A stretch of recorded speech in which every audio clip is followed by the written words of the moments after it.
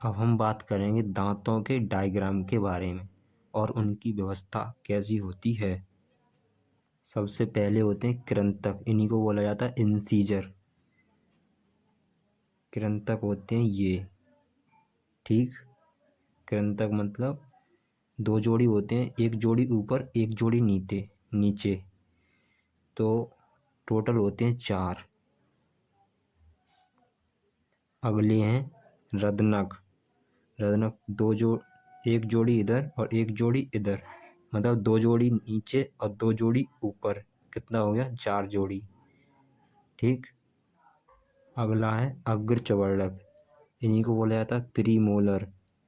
ये होते हैं प्रीमोलर, ठीक।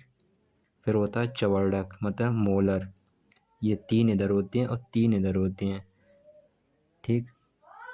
आपका ऊपरी हिस्सा भी होता है या नीचे का हिस्सा भी होता है, जैसा भी आप समझें।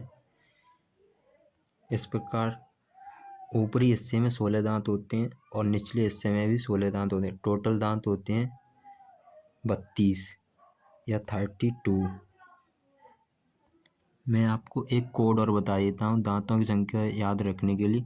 एक कोड होता है 21-23, ठीक है। मतलब ये होता है आपका इंसीजर के लिए, ये होता है कैनाइन के लिए, ये होता है प्रीमोलर और ये मोलर।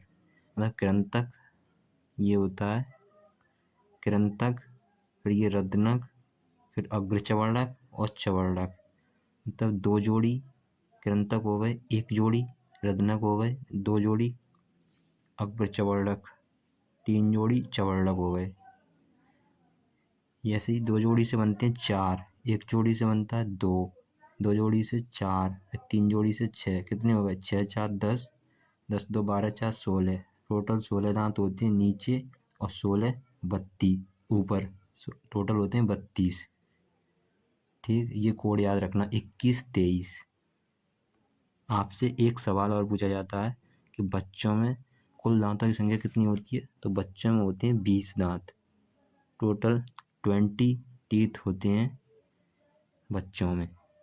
और बच्चों में पूछते हैं दूध के दांतों की संख्या, तो भी 20 आएगा। लेकिन बच्चों में पूछे कौन से दांत नहीं होते हैं, तो वो दांत नहीं होते हैं अग्रचवर्णक, ठीक।